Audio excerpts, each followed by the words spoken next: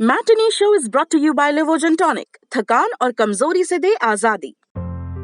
इतनी थकान, मैराथन भाग रहे हो? मैराथन? अरे मैं तो रोज ऐसे ही थकी रहती हूँ। थकान और कमजोरी खून में आयरन की कमी के लक्षण हैं। लीजिए लिवोजन टॉनिक। इसमें है ऑर्गेनिक आयरन और कई ऐसे तत्व जो दें थकान से आजादी।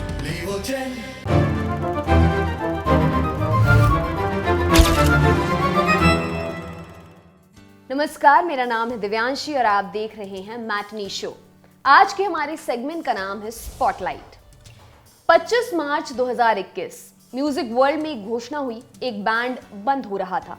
ऐसा तो होते रहता है, संगीत की दुनिया में रूटीन चीज है, लेकिन इस बैंड के बंद होने की घोषणा ने हाहाकार मचा दिया।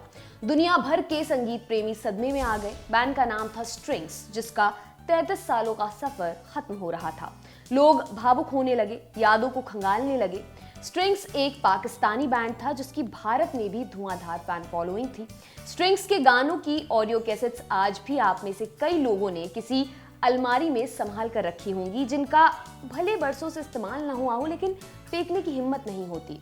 हम सबके लिए स्ट्रिंग्स के गाने उस टाइम मशीन की तरह काम करते हैं जिसमें बैठकर चंद सेकंड्स में हम अपने स्कूल कॉलेज के दिनों में पहुंच जाते हैं। आइए स्ट्रिंग्स के इस 33 साल लंबे चले सफरनामे को जानते हैं। 1987 में कराची के government college of commerce and economics में पढ़ने वाले एक बैच के 4 लड़के करीम बशीर, रफीक वजीर अली, फैसल कपाड़िया और बिलाल मकसूद मिलकर गाने बनाने की सोच रहे थे। सिर्फ सोच इसलिए रहे थे क्योंकि वो वेस्टर्न रॉक म्यूजिक जैसे हिसाब का कुछ बनाना चाहते थे।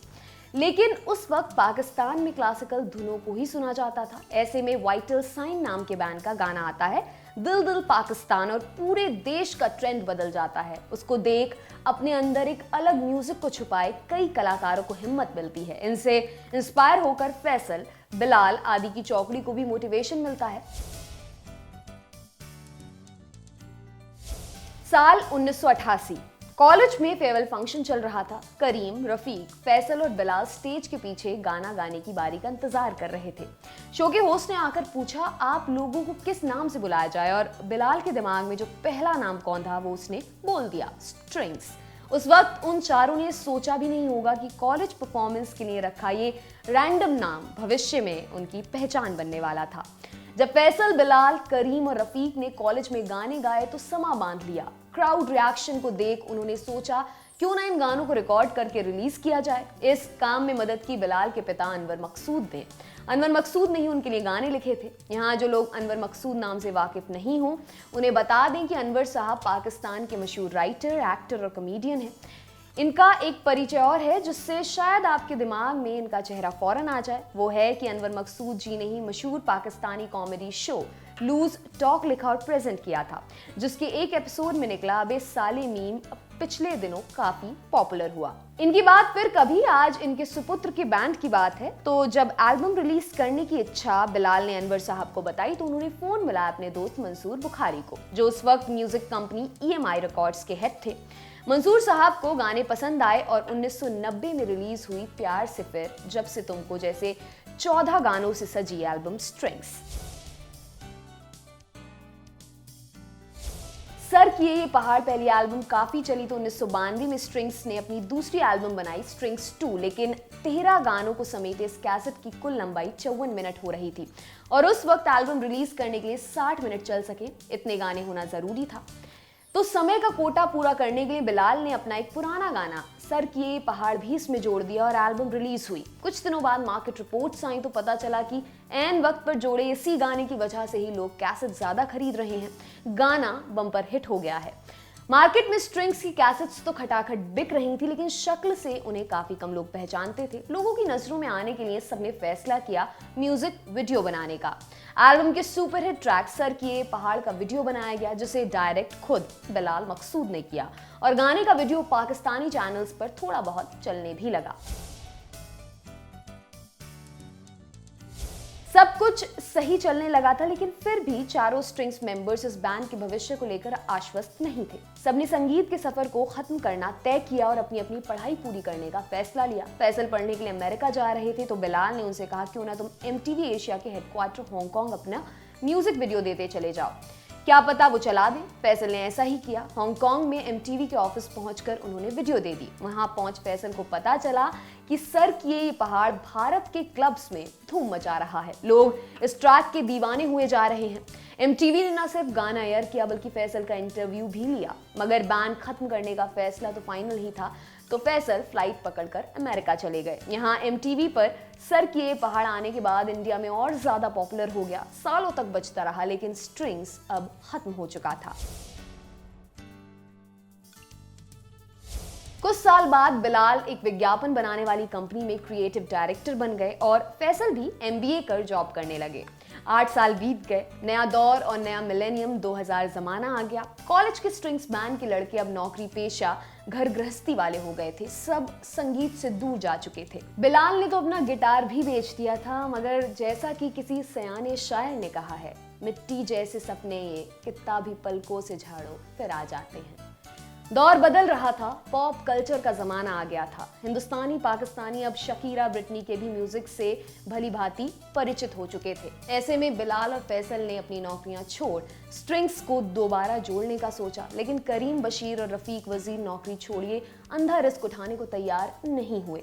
मगर बिलाल और फैसल आर या पार की बाजी लगाने को तैयार थे। दोनों ने मिलकर बैंड को आगे ले जाने की ठान ली और जनवरी 2000 में रिलीज की स्ट्रिंग्स की कमबैक एल्बम दूर। उस वक्त यहाँ भांगड़ा म्यूजिक ट्रेंड में चल रहा था। उस ट्रेंड को ब्रेक करते हुए क्लासिक रॉक की धुनें संजोए दूर एल्बम पाकिस्तान में जबरदस्त हिट हुआ। टाइटल सॉन्ग का वीडियो तो पाकिस्तान से ज्यादा यहाँ भारत में टीवी सेट्स पर बज रहा था। बिलाल और फैसल को इंडिया में अपनी लोकप्रियता का अंदाजा तो पहले से ही था, दूर के बाद वो और मजबूत हो गया। 2002 में दूर एल्बम इंडिया में भी रिलीज की गई। भारत में स्ट्रिंग्स की लोकप्रियता देखकर आने वाले समय में कई इंडियन और पाकिस्तानी म्यूजिक चैनल्स ने एक साथ कोलैब किया। स्ट्रिंग्स ने भी फेमस इंडियन बैंड यूफोरिया के साथ कई गाने निकाले, जिसमें से एक जीत लो दिल 2003 वर्ल्ड कप में इंडिया का थीम सॉन्ग बना। इसके अलावा हरिहरन और सागरिका जैसे सिंगर्स के साथ स्ट्रिंग्स ने कई सिंगल्स भी निकाले। इसके बाद 2003 में ही रिलीज हुई एल्बम धानी पाकिस्तान और हिंदुस्तान दोनों जगह जबरदस्त हिट हुई। बाद में स्ट्रिंग्स ने संजय गुप्ता की कई फिल्मों के लिए कई गाने भी दिए, जिसकी शुरुआत हुई 2006 में आई जिंदा के प्रमोशनल सॉन्ग ये है मेरी कहानी से, जिसके वीडियो में खुद फिल्म के स्टार संजय दत्त और जॉन अब्राहम ने फीचर किया। इसके बाद संजय गुप्ता की ही 2008 में release shoot out at Lokhandwala में भी अलविदा नाम से गाना दिया। 2008 में स्ट्रिंग्स की तीसरी एल्बम आई कोई आने वाला है। इस एल्बम को जॉन अब्राहम ने प्रोड्यूस किया था। साथ ही टाइटल सॉन्ग के वीडियो में भी जॉन फीचर्ड थे। 2004 में स्पाइडरमैन 2 फिल्म की प्रोडक्शन कंपनी कोलंबिया पिक्चर्स ने भारत में मूवी प्रमोट करने के लिए स्ट्रिंग्स को अप्रोच किया और स्पाइडरमैन 2 फिल्म के लिए गाना बनाने को कहा। दरअसल उस वक्त इंडिया में स्ट्रिंग्स इतने पॉपुलर थे कि कंपनी वाले उन्हें इंडियन बैंड समझ बैठे थे। खैर, ये ऑफर पाकर बिलाल और फैसल उछल पड़े, लेकिन अपनी ये खुशी उन्होंने काबू में की, क्योंकि बात फाइनल तब होती जब स्पाइडरमैन 2 के डायरेक्टर सैम रैमी उसे अप्रूव करते। इसलिए उन्होंने ये बात अपने घर में भी सबसे छुपाई। स्पाइडरमैन 2 के लिए उन्हें धानी एल्बम का ना जाने क्यों गाना परफेक्ट लगा, जिसका भारत में आकर उन्होंने प्रमोशनल वीडियो शूट किया और सैम के पास वीडियो अप्रूवल के लिए भेज दिया। कुछ वक्त बाद सैम का अप्रूवल भी आ गया और तब जाकर बिलाल और फैसल ने अपने इस हॉलीवुड प्रोजेक्ट की बात अपने घर वालों को बताई। 2013 में annual south Asia band festival के दौरान 3 अलग देशों के 3 बैंड्स ने राष्ट्रपति भवन में उस वक्त के राष्ट्रपति प्रणब मुखर्जी के सामने परफॉर्म किया, जिसमें से भारत से अद्वैत बैंड, बांग्लादेश से लव रन्स ब्लाइंड बैंड और पाकिस्तान से स्ट्रिंग्स बैंड शामिल था। ये पहली बार था जब कोई पाकिस्तानी बैंड राष्ट्रपति भवन में परफॉर्म कर रहा था। बिलाल और फैसल ने बताया शो से पहले उन्हें एकदम बच्चों की तरह राष्ट्रपति के सामने कैसे रहना है इस बात के इंस्ट्रक्शन दिए गए थे। उनसे कहा गया था कि ज्यादा ऊंचा ना गाएं, राष्ट्रपति जी से हाथ मिलाने के लिए हाथ ना बढ़ाएं, ज्यादा शोर शराबे वाला म्यूजिक नहीं बजाएं। दोनों ने सभी बातों का पालन करते हुए भी अपने संगीत से ऐसा समा बांध दिया कि खुद राष्ट्रपति प्रणब मुखर्जी ने बाद में आकर उनसे हाथ मिलाया और उनके संगीत की जमकर तारीफ की। फैसल और बिलाल दोनों संगीत के साथ साथ क्रिकेट के भी उतने ही बड़े शौकीन हैं। उनके ड्रम किट में बाकी सामान के साथ बैट और बॉल भी रहते हैं। तो जब दोनों राष्ट्रपति भवन में आकर ठहरे हुए थे तो वहां भी उनके क्रिकेट का कीड़ा कुलबुला गया और बैट बॉल निकालकर दोनों वहीं खेलने लगे। इसकी तस्वीरें जब उन्होंने सोशल मीडिया पर साझा की तब उनके फैंस ने चुटकी लेते हुए कहा कि बताइए, जो काम पाकिस्तानी क्रिकेटर भारत में नहीं कर पा रहे वो काम ये दोनों सिंगर्स राष्ट्रपति भवन में कर रहे हैं। 2014 से 2017 तक स्ट्रिंग्स ने कोक स्टूडियो पाकिस्तान के सीजन 7 से लेकर सीजन 10 तक को प्रोड्यूस किया, जहां ये आबिदा परवीन और राहत फतेह अली खान जैसे फनकारों को पहली बार साथ में लाए। 2018 में स्ट्रिंग्स के 30 वर्ष पूरे हुए तो इस खास वर्ष में स्ट्रिंग्स ने 30 नाम से अपनी छठी एल्बम निकाली, जो बदकिस्मती से आखिरी एल्बम बन गई। 1988 में शुरू हुआ कराची की कुछ संगीत प्रेमी लड़कों का सफर 33 साल के बेहद ही उतार चढ़ाव भरे सफर के बाद 25 मार्च 2021 को अचानक से खत्म हो गया। स्ट्रिंग्स के ऑफिशियल फेसबुक अकाउंट से एक पोस्ट हुई जिसमें स्ट्रिंग्स के टूटने की जानकारी दी गई। लिखा, हेलो दोस्तों, ये पोस्ट पिछली पोस्ट से कुछ अलग है। हमने तय किया है कि 25 मार्च वो दिन है जब हम पूरी शालीनता से स्ट्रिंग्स को समाप्त कर रहे हैं। पिछले 33 साल हम दोनों के लिए अतुलनीय रहे हैं। बहुत कम लोगों को इस तरह की चीज़ें करने का मौका मिलता है। हम अपने सारे फैंस का तहे दिल से शुक्रिया अदा करते हैं जिनके प्यार की वजह से संभव हो सका।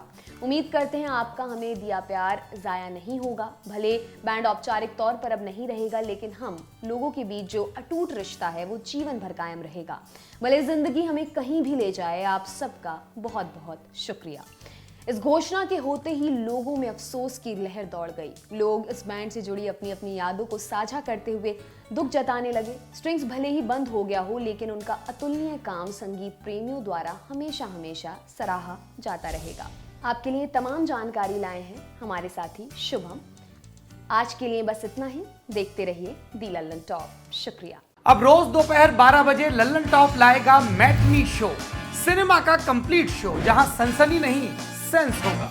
सोमवार बॉलीवुड किस्से, फिल्म और फिल्म वालों की दिलचस्प कहानियां। मंगलवार लल्लन टॉप अड्डा, चौचक बैठ की हेडलाइंस बनाने वाले हीरो हीरोइन डायरेक्टर के साथ। बुधवार कहां गए ये लोग जो कभी स्टार थे, अब लगता है कि गुमनाम है, उनकी खोज खबर। गुरुवार Bharat talkies, best of regional cinema, क्योंकि हिंदी के बाहर भी जाबड़ फिल्में बनती हैं।